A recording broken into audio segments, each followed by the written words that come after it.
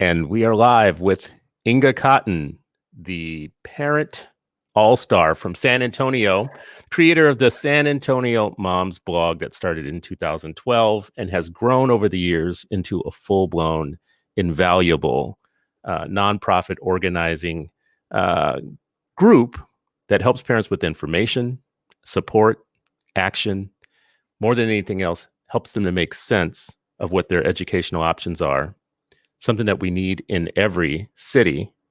Inga, thank you for joining us. Good morning.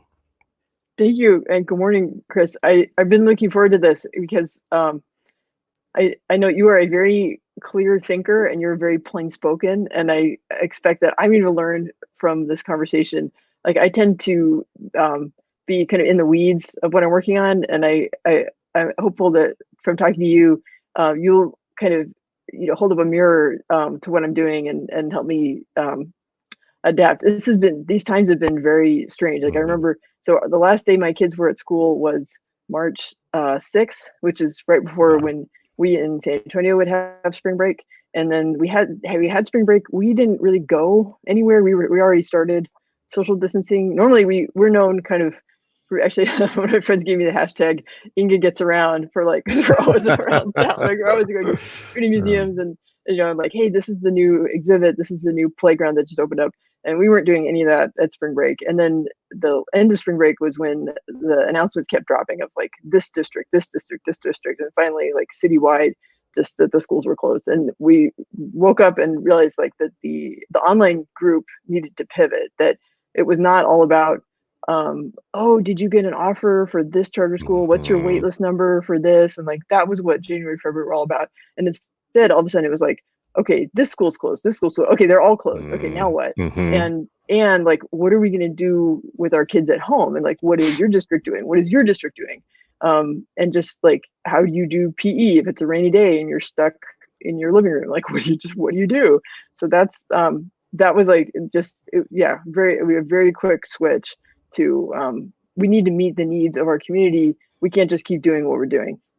This is what I find so valuable about your brand of activism. When I wrote the intro to this show, it was occurring to me that a lot of activism, parent activism, is about T-shirts and bullhorns and getting out and screaming and marching and all that stuff. Quite honestly, I feel like that's super valuable in times of policy crisis when you need things to happen. But what parents actually really need is to be informed about what they can do, right? Like that. I don't think parents are looking for a protest opportunity every day. I do think every day they're faced with the questions of, are they doing the best for their kids cognitively and for their intellectual development? Your brand of activism brings so much information to the table, practical, real, usable information that allows parents to act on their own behalf and on behalf of their children to make the best decisions. It's a very clear form of activism. And I just want to know where you really thought through your value to be able to provide that to parents rather than something else you could be doing right now. What made you confident that you could be a person in your community who could start providing that type of information to people? Right. You mean like our, yeah, I mean, we're in crisis mode right now of helping parents with this, but I feel like it's consistent with what we've been doing for years. So basically they know their kids the best. And, I'm not going to be able to hold up just like one yardstick of like, this is the best school or this is the best type of setting that everyone should do. And I think it comes from, partly it's from my own experience. Like as I was kind of a precocious kid. So like, even when I was in high school, there were no charter schools. There's no charter school law in Texas back then.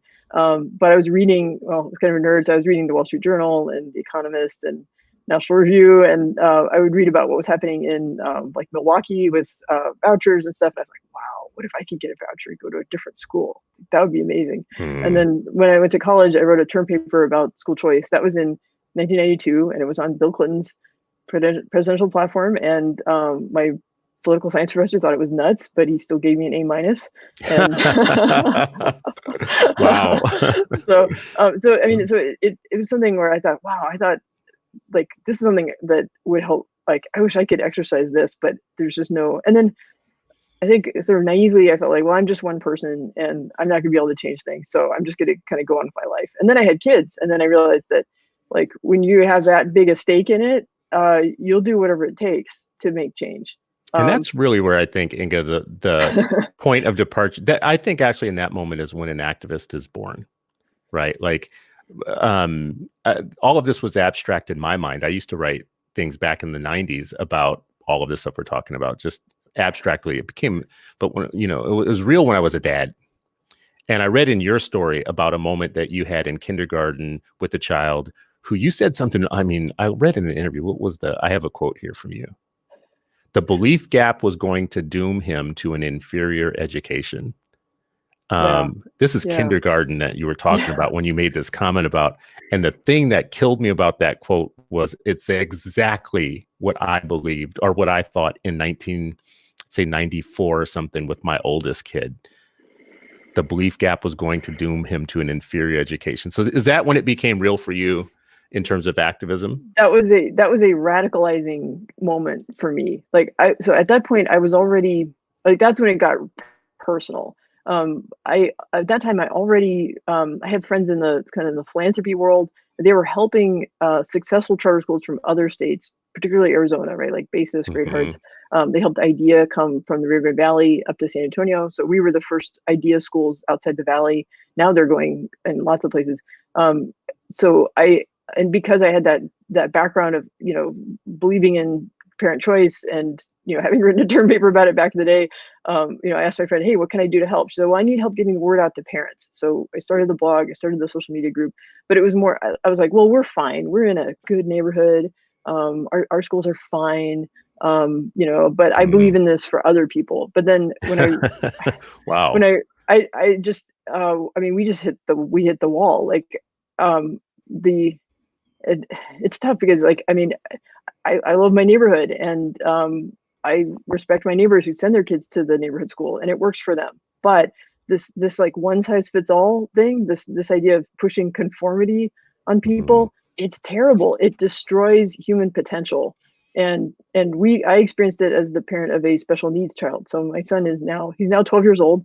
But when he was diagnosed with autism when he was about 3, and we did private preschool. We did pre-K4 at our neighborhood public school, and it went pretty well. There were times when the special ed process felt kind of out of whack, but we powered through it. And then, but by kindergarten, he had a teacher who he knew how they felt about him. He knew that they thought he was a zero, that they thought that he would never amount to anything, and he didn't want to be there. He cried. He begged me to not make him go to school anymore. And just there was just a breaking point where, like, I just couldn't make him go anymore.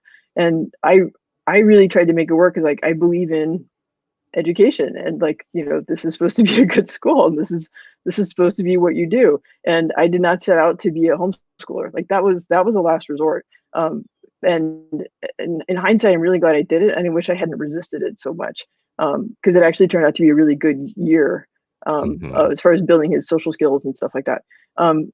So that I resisted even getting him the autism diagnosis. Like, I knew he was wired up a little different, but a lot of people in our family are. Autism tends to run in families, and I have some autism characteristics myself. Although I've never been diagnosed, I'm very verbal, and I had pretty good communication skills as a kid. But I also had other characteristics where I'm like, oh yeah, that's a sign of autism, isn't it? Huh? What do you know? I have older relatives who probably would have been diagnosed in a different generation.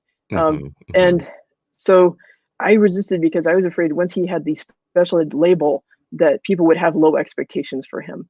So in hindsight, the diagnosis actually benefited us, because it opened the door to conversations about, like, hey, maybe you can have someone sit with him and make sure that he's taking good notes, right?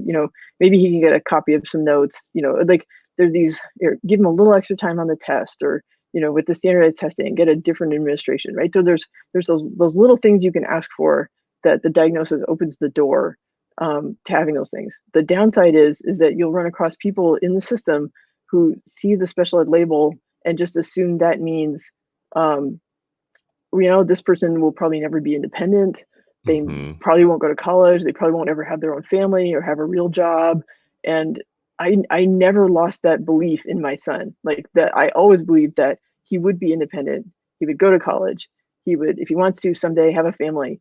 That he has tremendous potential. Because I knew there Mhm. were relatives of my family who had been late talkers, or had other challenges, and then wound up to be productive adults. Quirky, Mhm. maybe a little Mhm. different, but hey, we've learned from the technology industry that sometimes people who are a little quirky or different can actually do things that change the world. So Well, and we just need. spunky, you got to be a little bit spunky. You had said something in one of your interviews about one of the administrators that you bumped into when you were trying to work this out with your son in the school. He was an expert on behavior and discipline, and he let you know that he didn't know your kid and didn't know what your kid needed, but he scoffed at your idea that the teachers were underestimating your son's potential. Um, that's a I remember that. crossroads. When you're engaging at that level, at that moment in time with the system, um, you have to be brave. There are some people at that moment who will go home feeling dejected and feeling like all avenues to help their kid are shut off because these are the experts. Right, right, right. You, They're the you, authority figures. they're Yeah, authority figures. There you go. But you yeah, powered through. You kept looking for something different, which eventually became homeschooling. right. Um, but you didn't set out to do that, but you took it on. How'd that work out for you? Now you had that moment where you're like, okay, you're not the experts. I'm taking my kid back, Hmm. but I don't think, from what I've seen in your story that you knew 100% what that was going to be like. So tell me how Right. that worked out for you. So thankfully I had a group of friends who kind of scraped me up off the floor, poured me a glass of wine, and said that it's okay, it'll be okay, you can do this. I said just take some time off so that I wanted my son to stop hating learning, right? Hmm. But it wasn't the learning it was he hated. It was like having this rigid structure and being stuck in an environment that he thought was overstimulating, and being asked to do things he thought were boring or lame. I mean, he did not like coloring. He did not like worksheets. Um, he wanted to do math endlessly, and then when they told him math time was over, he'd have a tantrum. So Hmm. so I, Hmm. I tried to like learn from those things. Be like, okay, we need to get rid of this bad stuff that's ruining his life. So and what my friends told me was, it's like, look, it doesn't have to look like a classroom. Like you don't have to have a whiteboard on the wall. Like you don't have to have a bell schedule, or there's things Hmm. about your homeschool that don't have to look like a school. And also, you don't have to buy all your curriculum from one publisher. In fact, you don't even have to really buy that much curriculum. um, Hmm. you just have to keep your eye on the ball about what's important. And so, like for my son, building social skills and learning how to function in the world was really important. So I would model a lot of behaviors for him. We would basically almost every day was a field trip. So we had our fistful of memberships. Actually, wait, I got my little. This is what I would normally keep in my purse, but we had this like fistful of memberships of like all our. Oh, I keep it tied up with hair ties. So this is what oh we my normally God. would have in our wallet. Although right now Yeah. they're kind of collecting dust because everything's Wow. closed. But Yeah. and then like so we'd go, like the children's museum used to be downtown, and we'd park in the parking garage. We'd have to, it'd be like, okay, this is a crosswalk. You have to pause, look at the light. And things like teaching him to make eye contact with people, say hello, shake hands. Just like those things matter. And now that we're in kind of quarantine schooling, Hmm. I'm looking at like at the age that he's at now and the age that his sister's at now, like what thing. Oh, that's their my kids just had recess. The timer's going off. Okay, somebody better turn off the timer. Okay. That's it. I usually go online. I do my own Facebook Live on the SA Charter Moms page at 9 o'clock, and I send them outside. Oh, we're getting photobombed. Okay. So, but we're thinking about like what. It's hard because we can't you can't practice handshaking right now, right? I mean, you can find your alternate greetings, but it's hard to practice social skills right now. But they are learning typing and coding, and we're thinking about what they're writing letters, they're doing Zoom calls with friends. Hmm. um just a bit, but thinking about, yeah. And I kept my eyes on the ball as far as like reading, like going to the library a lot with my son, having him read books out loud. He was already a pretty strong reader. For math, he needed help with just a patience and just to slow down. And he does calculations in his head really well. He doesn't like to slow down. And but thankfully, so my daughter's preschool, they would let us use the library at the church, and we'd sit Hmm. down and just do some workbooks, because with math, sometimes you just have to grind it out. Um, and You and know, it what I love about this story is this describes to me a parent in power, right? And this is one of my slogans that I say a lot, that parents don't need to be empowered. They need to be in power, which is a totally different concept. And when you take full control of your child's learning situation, be that school or not a school or some version of a school or some version, I just call it a learning situation, because you have a child, you have a situation. They have a brain and it's growing. So it's a situation, right? And what you're mhm, going to do with that situation oftentimes is turn that over to someone else. You're going to say, here's my child's brain, take it and run with it. I'll come back at grade 12 and see how it worked out, right? And there's no one you can trust more with something like that, so precious, than the government. Like that's really the best place to put the brain of your child, is like, here, government, have my kid. What I find right now is interesting in the government giving us all our kids back for a period of time, saying, hey, we can't do this right now, so it's on you, is so right. many parents figuring out things like what you just said. Has my kid really been being socialized properly? Like, when people ask you about homeschooling, they're like, well, what are you going to do for socialization? Not realizing that maybe school isn't exactly the proper socialization for your kid, right? Like, Right, I right, might be having a rare experience in that I feel like my kids are better behaved now that they're not going to school every day. And right. yeah, there's some behaviors they're not bringing home anymore, which I think that's been a learning for me, been really interesting. But this parent empower thing, you, took them out of schools, your child out of schools that you thought weren't working, did the homeschooling thing, and eventually you found a charter school, because even the homeschooling thing, you thought, this that there could be alternative to this, and that's when you found charter schools.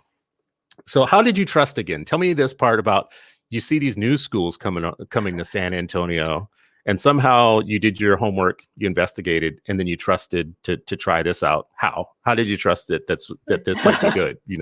Yeah, that was hard. There were moments during my son's first few months at the charter school where I thought, maybe we have to go back to homeschooling, because there Mhm. were aspects of learning how to function in a classroom that were hard for him, because he'd had a bad experience in kindergarten, and then he'd been with me in first grade, and with some structure, but not the same as, like if you want to do more math, we do more math. Mhm. That's what you can do when you're homeschooling.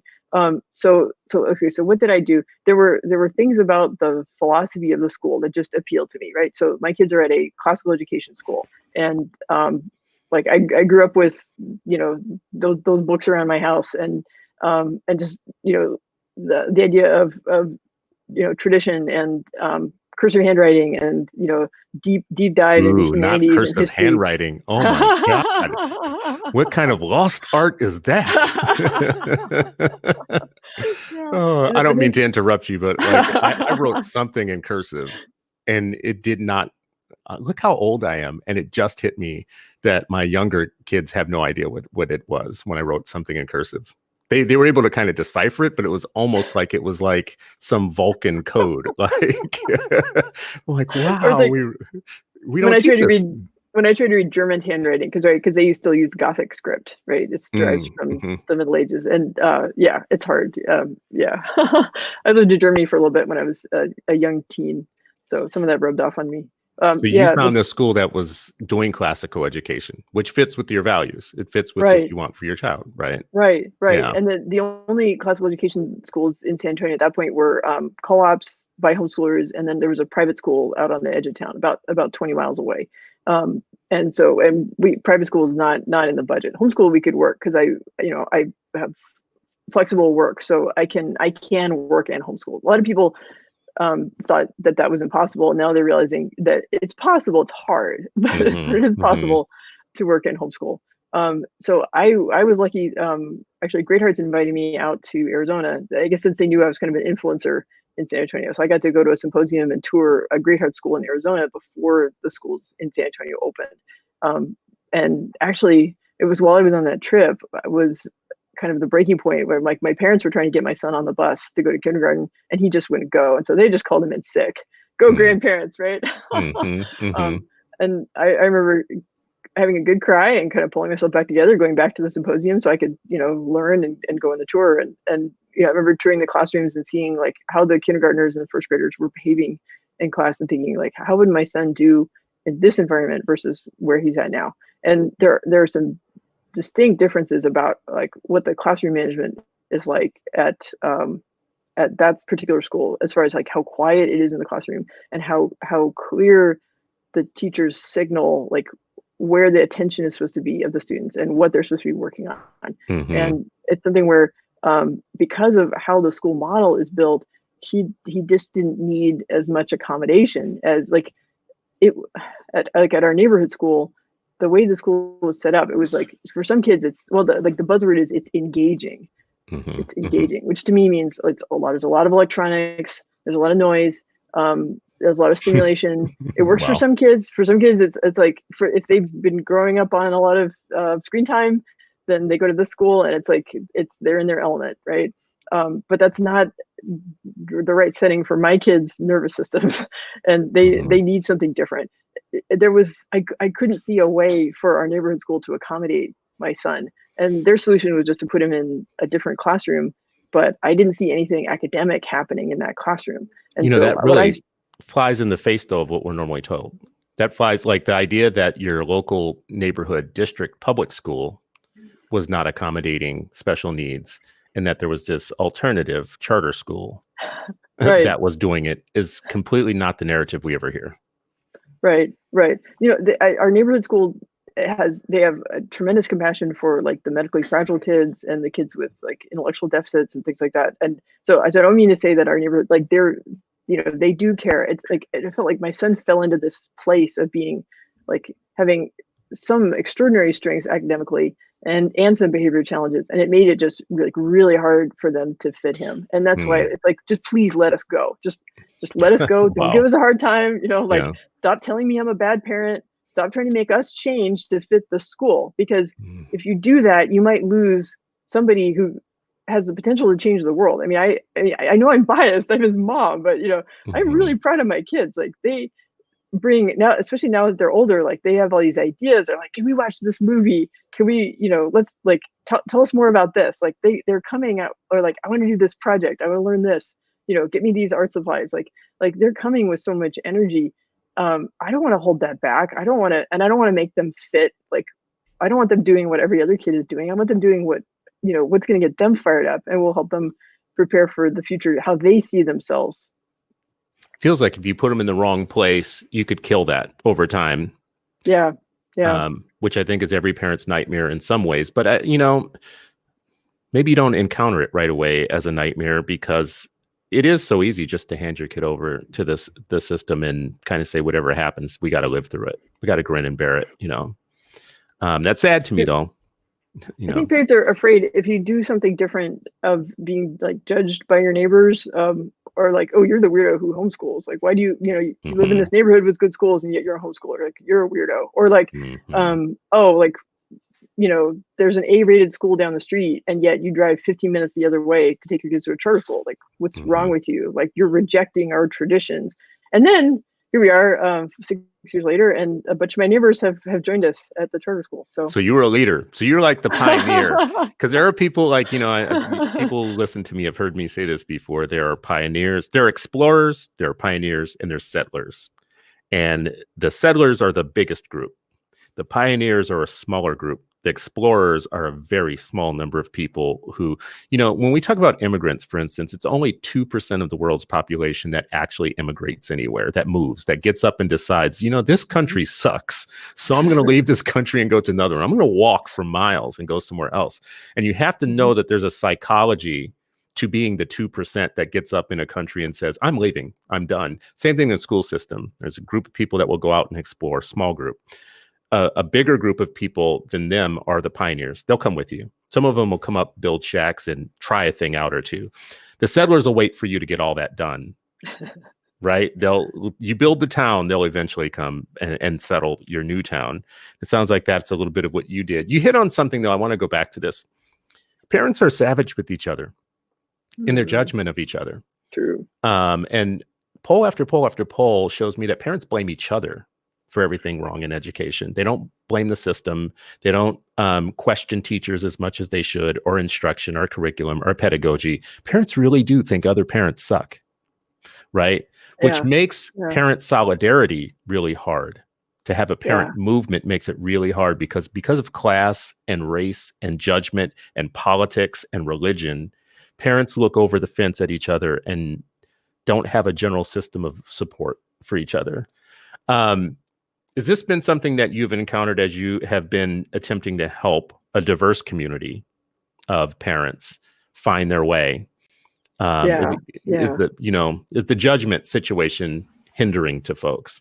Yeah, it's hard. It's something that in our online group, so we're over 6,000 members. Not all of them are active. Some are people who joined and then they found their school and then they kind of go on their way. But some of them, even after they find the school, they'll stay and they'll answer questions about like, oh yeah, well this is what I like about my kid's school. So the thing we try to police in the group is don't bash each other's choices. And it's really hard because if somebody finds like I've come across neighbors who are like, well, like our schools are the best schools in the city. And if you reject those schools, then you're rejecting like everything those schools stand for.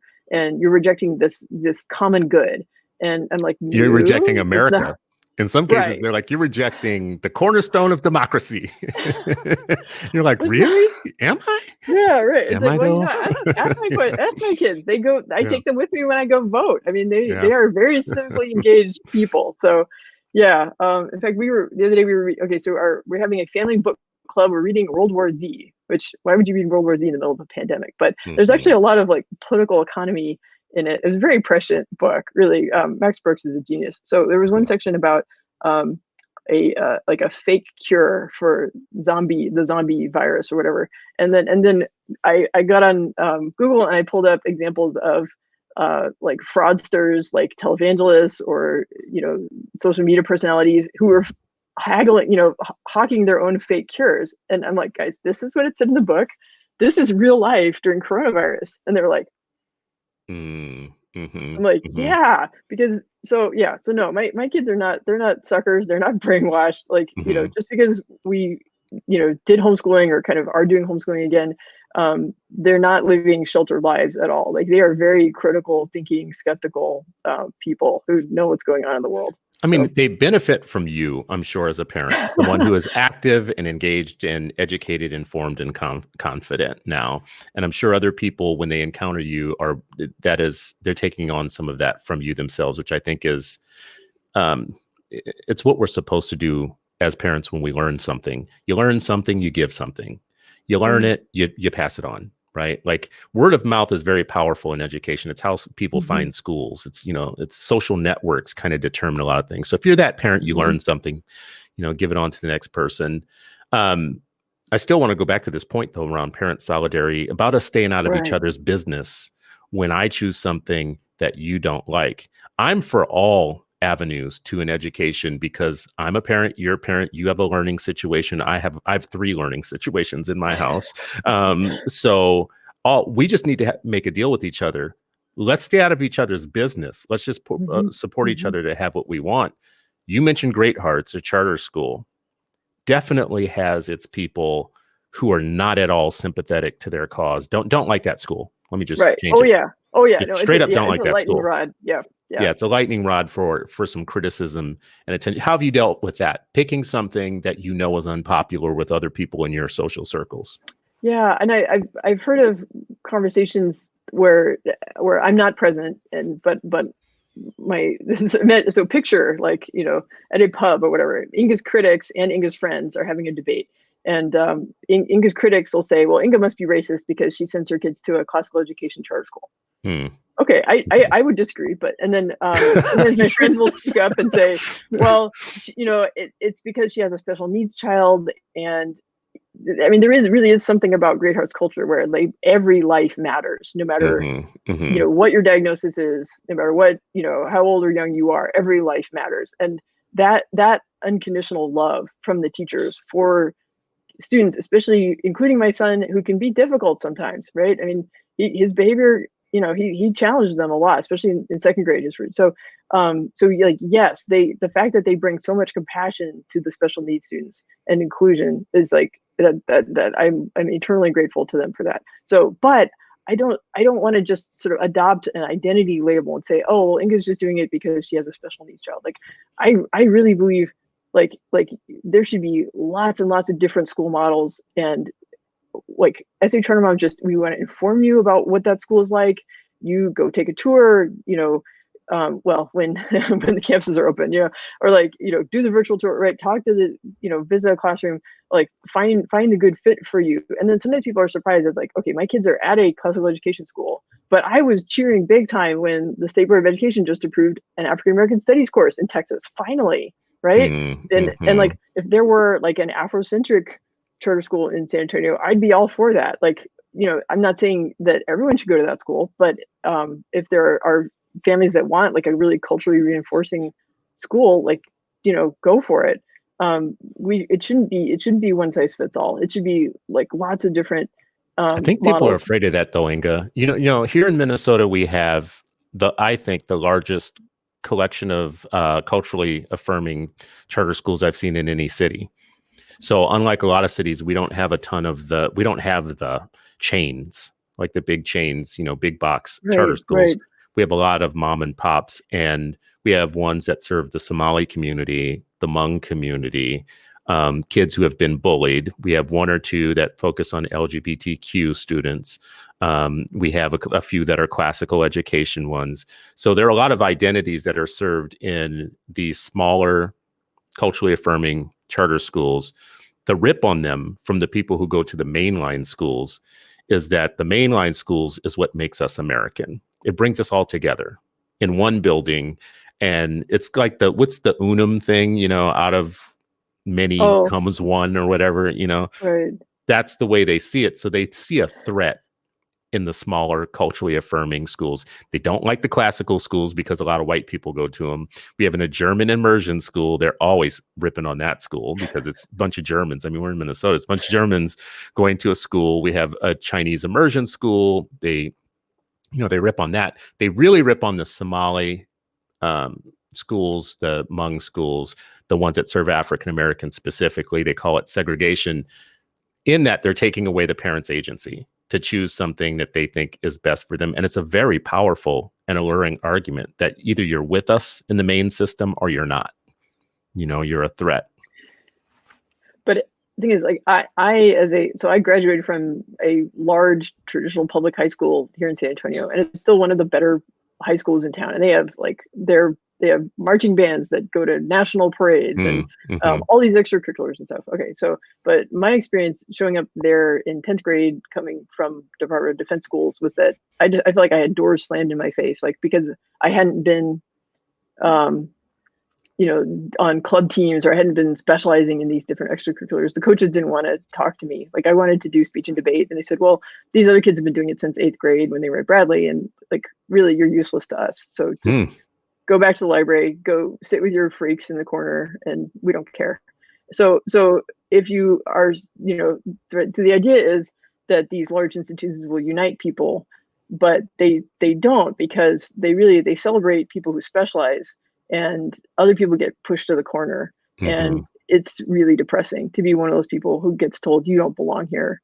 Mm-hmm. And so basically my strategy was, I just graduated as quick as I could and went to college, and I loved going to college, but it was weird being that much younger than everyone else. But it was the best thing for me. I don't want that for my kids. I want my kids to be able to go to school with kids their age, but who are studious. And I want them to be in a smaller setting where everyone can participate in everything. You don't have to be like, somebody who goes like all in and plays that sport year round, and your parents invest thousands of dollars in training and so you can do that sport. Like, I want my kids to be amateurs who dabble and experiment Mm-hmm. with lots of different things. And I think they'll be able to get that at their charter school. And then like my son, who's just brain's wired up differently, and I could see how he was getting excluded. Like, so a well, let's say, I'll say socially influential family had a kindergarten birthday party. And Mm. the daughter, like the days before the party, was crushed to find out that my son was not invited to the party. Well, my son is, I'm biased, but he's a good looking kid. He has his own charm, right? And this girl had a crush on him, You're and he biased. was not invited to her birthday party. So Yeah. mom tearfully, apologetically hand delivered an invitation to our house. I was not home. My husband, bewildered, accepted the invitation. I dressed my son up in his little preppy little clothes, his little plaid shirt and his khakis and his loafers, and he was a perfect gentleman at the party. But it was basically he'd had a meltdown at Meet the Teacher, and word had gotten out: don't invite this kid to any parties. So in my neighborhood, it's Wow. okay if to not invite the special ed. You can invite everybody in the class and omit the special ed kids, and that's considered socially acceptable in my neighborhood. So Mm. yeah, I got some work to do. And there'd probably be people in that group who are public school boosters who say public Mhm. schools have to take all players. They have to take all kids, Right, you know. right, And if you don't go to our schools, you're not in support of all kids. right, right. No, Yeah. the reality is I have a special needs kid who is being served well at a charter school Mhm. because they include him and stuff, because they have high expectations for him, and because they treat him, because every life matters. Every human life has potential, no matter Mhm. what your diagnosis is, no matter what obstacles people might think. I had people tell me that all kinds of worst case scenarios about what my son would be like as an adult, and I never lost faith that he would learn to communicate better, and that he would find his place in the world. Which is um it's kind of the role of the parent actually to be the guardian and the bearer of your child's potential when others can't see it. Yeah, Because it's going to be yeah. hidden. It's going to be hidden from other people. And let's be frank, most people who address your kids or work with your kids in some way, shape, or form, it's not because they love them like you do, right? Right. They have You- well, they have yeah, they have a system, and then they have a lot of kids to work with, and right. they can only put in so much time. So yeah, yeah. Even the people who care deeply, like, sometimes, and that's part of what, like, the when it's done well, the special ed process is about saying, okay, what are the gaps between how this child is acting and how they need to act to be included in the classroom, and what kind of extra supports do we bring in? Like, do we hire, like, I've seen my kids' school opened up over time. They've beefed up the special ed team. They put a lot of resources into hiring more aides, and Hmm. they have contractors who come in, the diagnosticians and counselors and school psychologists and speech therapists and stuff. They've really beefed that up over time. Partly because in Texas there was a deficit of where the traditional public schools were not diagnosing kids with special ed at the rates that they should have been, and Hmm. so some families came to charter schools kind of as refugees because they couldn't get the services they needed at the traditional public schools here. Which is so weird because in Texas, you had a statewide problem that, and this is the way I read this story, that you had school boards all across the state who were working with the law firm to teach them how to deny special education services to Hmm. families that by law were able to, or should have been able to access those services. Yeah, And they at were the trying to keep same it under time, a cap. Yeah. yeah, and at the same time that that's public and people know that in the main system, there's also widespread kind of anti-charter sentiment, which is weird to me because you just said a whole bunch of parents were finding refuge in the charter schools because the state schools weren't actually doing what they were supposed to be doing. It's not what we always hear about. I want to go back to this other point, though, around helping parents moderate across difference. We have a couple of parent Facebook groups here in Minnesota that grow really quickly when there's a problem, right? Like, if the district's looking to make a change or do something, you have a bunch of parents, especially parents with privilege, that show up and want to make sure that they're in contact with each other to form power. The moderators of those groups sometimes have a hard time keeping them on task, right? Because you'll have one Right. contingent that will come in and want to just like stink up the place with just one agenda, right? And if you guys Hmm. aren't for this one thing, you're all against equity or whatever, have you had to moderate that type of difference as you've grown, as you've served more parents and worked with more parents? There are times where and actually we have a team member who, like, watches the group really closely, because there's times where like, if I'm at a conference or at a meeting or something, I'm not watching, but, like, things will flare up, and we'll message each other and confer. There are times when we ask each other, like, why is this person in our group? Like, if because Mhm. like the foundation assumption is we trust parents. We're trying to present you with information. What, whether you choose charter school, private school, magnet, homeschool, like whatever, like we trust you.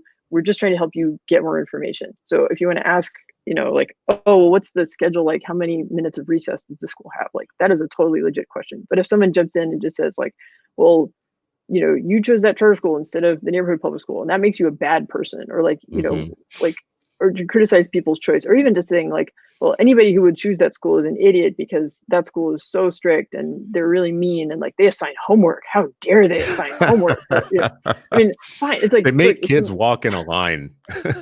right, right. They Okay. make them be All right. quiet at lunch. Why? I Yeah. mean, Yeah. look, I mean, there's lots of different flavors out there. So choose the flavor that works for you. It's like, yes, I chose a school where they assign homework because I think Mhm. that will help my kids get ahead. If you want the school without homework and you think you can pass the standardized tests and keep the school open, knock Mhm. yourselves out. Go for it. So yeah, it's that. Yeah, because at times we're like, are you like, why are you here? And I think there's eventually those people just get frustrated, because I feel like we have a really robust culture of like parents supporting each other, and Mhm. yeah, and we have had like oh gosh, yeah, I'm thinking like parents will say like, well, that school is a completely illegitimate choice. Like, anybody who would choose that school is an idiot. And but at this Mhm. point, I think we've weeded out like the people who would say that, because they just don't get a lot of traction in our Mhm. group. I mean, because we're trying to spread this idea, and it goes back to what you were saying about like each parent is the guardian of our own kids' well-being, and like Mhm. you can't trust it to any institution. Like you can never, like you can sort of you can loan your kid to that Mhm. institution, right? And I do that because like the teachers at my kid's school, especially now that my son is at the upper school, like they are role models for him. They are leaders about like I see him modeling himself sometimes on, like, he had a history teacher last semester that he really I have to ask him about what I just remember. He just had a really good bond with him, and Mhm. I'm glad he's being exposed to those people. If we were if we had kept homeschooling long term, I would have found other ways to find role models, right? Like, so like there's a really cool maker space here in San Antonio, and Mhm. there's some guys and gals who run that place that are really cool. And like, so if we were still homeschooling, I can imagine we'd probably be hanging out at the maker space a lot, right? Just so that my kids could have like cool role models of like creative, can do people. So you can entrust your kids to an institution for a while, but they come back home, and you have to see like what their behavior is like, what kind of people you want them to be, and even like I love I made the right decision to put my kids in the charter school back in 2014, but every year I kind of reevaluate, and I know I've got that in my back pocket that I could homeschool again, so they don't own me. Mhm. That's like a great feeling to know that they don't own you. What you Yep. just said, "They don't own me." That's a great thing to be able to say. I think we need some radical parent solidarity. There has to be this rule. I keep coming back to this, but we don't have a movement if you get to talk about my choice and I get to talk about yours in the negative. Right. So you do Right. you, I do me is probably the best kind of first agreement that we have to support each other. And Yeah. anybody who Yeah. comes in this group and tries to do anything other than I do me, you do you should be shut down right away and told to go Mhm. walking, right? Mhm. Because it's Mhm. like someone taking away your ultimate civil right as a human being. Your most inalienable right as a parent, your sovereign right as a parent is to be the decider, Right. right? Right. I control what's in my brain. Nobody gets to tell me what goes in my brain. And my kids' Absolutely. brains, I'm the stewards of. I cultivate an environment where their brains can be free, Yeah. and they can plan a future for themselves where they can be free. They can be intellectually free, and they can have the skills that give them choices in life. And if we do that well, and we build a movement around that of parents, then we can stop beating each other up all the time and focus on the system that isn't serving us all well. The one Right. size fits all, system. Hey, just give us your kid and we'll take care of it from here, even when it's not working out. And God bless you. I support that as a choice. If you want to send your child to a jacked up school where nobody is learning and they roll around and eat paste all day and they can't like learn anything, they know nothing about history when they leave, and they have no world fund of information when they're done, I support your choice. I totally support your choice. And what I'm going to need you to do is just be quiet about my choice when I choose whatever it is for my kids, because I actually want them to know something different than what you want your kids to know. I don't think we're going to have an easy road of getting there, though. The busybodiness of parents is really strong. It's super powerful. And so is the cult of public education. The cultish, either you come to this neighborhood school with us or you're a weirdo, is so strong. I don't know where it comes from. But well, there's I think the money underlies it, right? There's the rhetoric that's the surface layer, and then the money that's underneath it, right? So that if right, so let's see, when I withdrew my son, let's see, so in Texas during the Great Recession, there was a huge budget cut to education in the 2011 legislature, and when I withdrew my son, it was in 2013, and they were still kind of reeling from the layoffs and things that they had. Like they at the Early Childhood Education Center where my son was at, they had laid off like half of their teacher aides or something, just in one full swoop. So they were, I think that they felt like money was tight, and every kid was well, so in my neighborhood they have to give money back to the state in recapture, but like, so by moving my son to a charter school, that means my neighborhood school has to give more money back to the state for recapture, and then that all swirls around in the pot, and some of it winds up at the charter school. So so it's not directly a backpack. You kind of like, the state takes a cut of the backpack before it shows up, but the money underlies, and the systems, and like that. Boy, there's such a, like in our neighborhood we rarely have contested school board elections. It's almost always like, if somebody files, then somebody else, it's because they were invited to, and if anybody files who wasn't invited to, then there's a sort of whispering campaign of it goes around, and it's not pretty. So the system has ways of protecting itself and its powers. Yeah. The other thing I just heard what you just said, though, is it's so true, but it's brutal, which is your kid represents dollars to a lot of people. Yeah. It doesn't represent a kid, really. Like when you move them around, when you let's not be naive. Your choice is actually threatening to somebody somewhere. If you choose A, it's threatening to B. If you choose B, it's threatening to A. So you've got to be somewhat of a parent warrior. I see you as a warrior, Inga, but it's weird because I don't see you as like the typical warrior that, there's so many people in what we call the ed reform movement who fantasize and fetishize the parents who come screaming, walking up the street. Again, I have to always beat up on the same thing, in t-shirts, loud and on a bullhorn.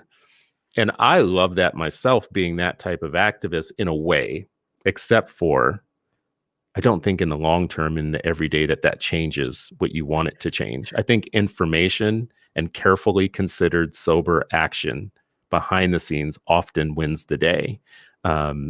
Which is why I love what you do. Right. We're changing minds kind of one family at a time. Like every time I click approve and someone joins the group, I think, well, here's somebody who is thinking this through for themselves. They have agency. They are a parent in power over where their kids go. Every time I click add, and then whatever they choose, even if they go back to the neighborhood school, they've made an informed choice to be there. So I love this because they're dangerous then. They become really dangerous at that moment. The screaming loud parent who screams for 5 minutes and then goes away and does that, on a pretty regular cycle is actually really not as dangerous as an informed parent who knows that they get the right to make their own decisions. And they go and tell all their friends. Like, so we see, basically we amplify word of mouth. We electrify word of mouth. Because people join the group and then they add their friends. Sometimes I'll log in and there's like 15 requests to join, and they're all added by the same person. It's like basically they just rounded up their posse and added them all to the group. Do they ever make a choice that you actually really do in your heart of hearts think is harmful? I'm trying to think of. We're being wide open here. We're saying whatever you pick is kind of whatever. But do you ever see a situation where someone makes a decision and you think, so I think that crosses the line? There are some families who I think kind of take their problems with them wherever they go, and what it means is that they're not stopping to take a breath and get the help they need.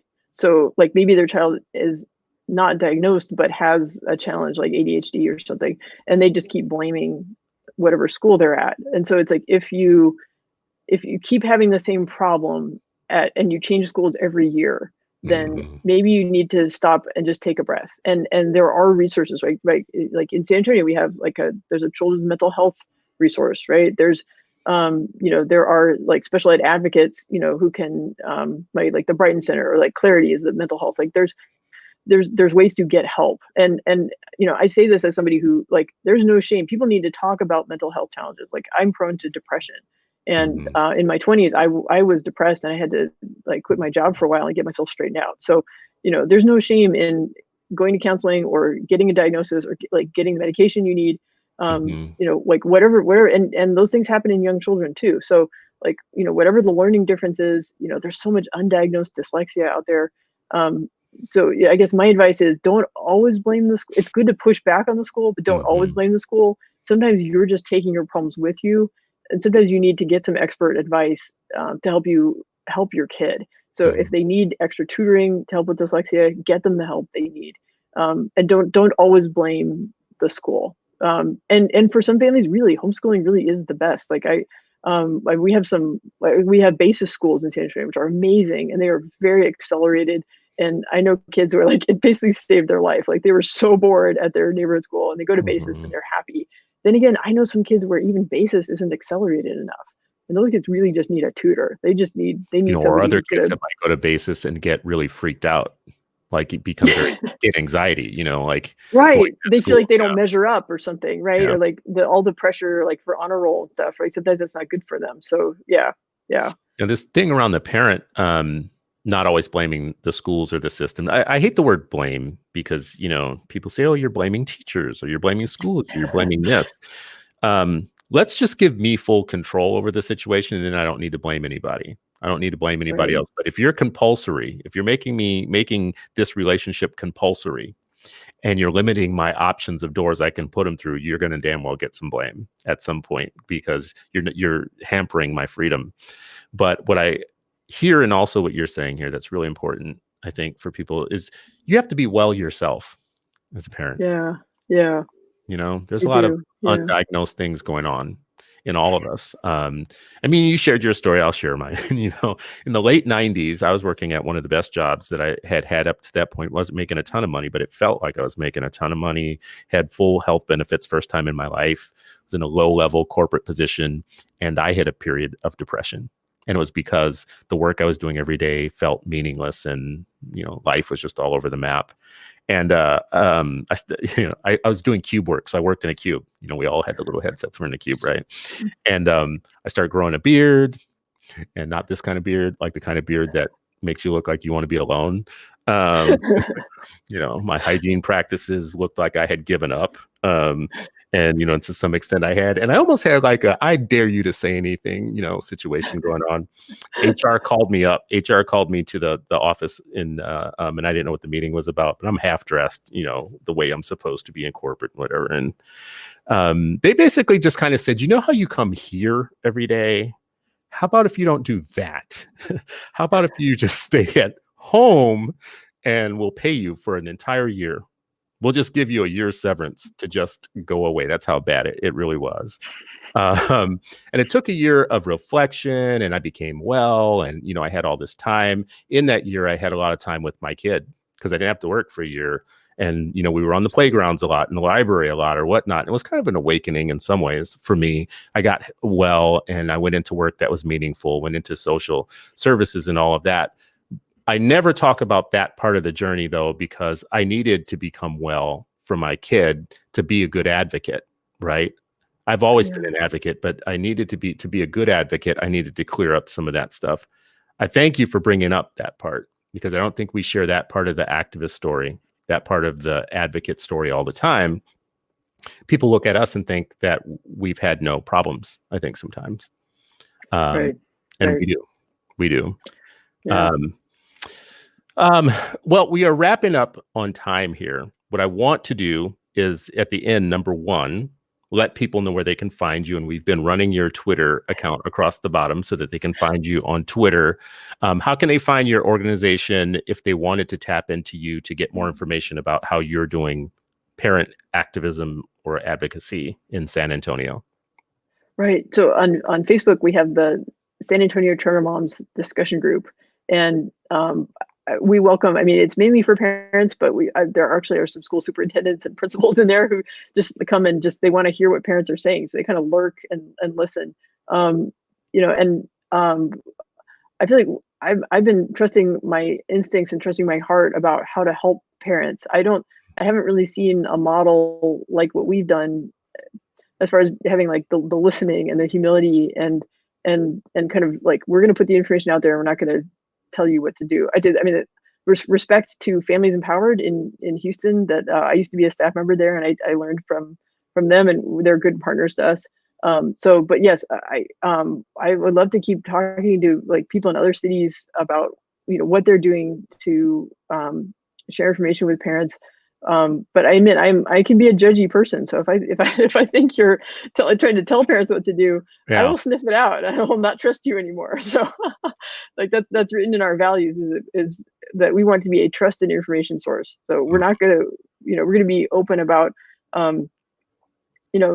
like who's supporting us, but we trust parents. We're going to arm them with information and then kind of turn them loose. Message me. I'm on Facebook all the time. So, at Inga Cotton or at SA Charter Moms, and that and Twitter are good ways to reach me. Well, for people watching and listening, my big takeaway on this conversation, and Inga, you and I will keep talking, of course, because we love each other's work. I think, in terms of a parent movement, we have to do the thing that we've said all along in this discussion. Number one, we have to be informed, and we have to stop being so judgy about each other. We have to stop blaming parents. I've heard you say multiple times in this conversation, I trust parents. And there's other people who are watching in our feed here and making comments who very definitely run organizations that live by the I trust parents moniker. At the time, right now, we're seeing things like at Harvard, they're running a session on the dangers of homeschooling and how parents really should not be trusted, and how kids don't really belong to the family. They belong to the state in ways, right? The collective. Right. So we shouldn't take it lightly that this idea that we are in power and whatnot is under attack in some ways. Like that we're the ultimate. But for my friends and family and everybody who's watching, let's stay out of each other's business. Let's just be supportive of other parents, whatever they choose, and live by kind of the libertarian credo of, I do me, you do you. Thank you for listening. Thank you for watching, everybody. And you know how to get in touch with Inga. Please do, because she, I think, is a rarity in the movement. So thank you all. Thank you, Chris. It's really an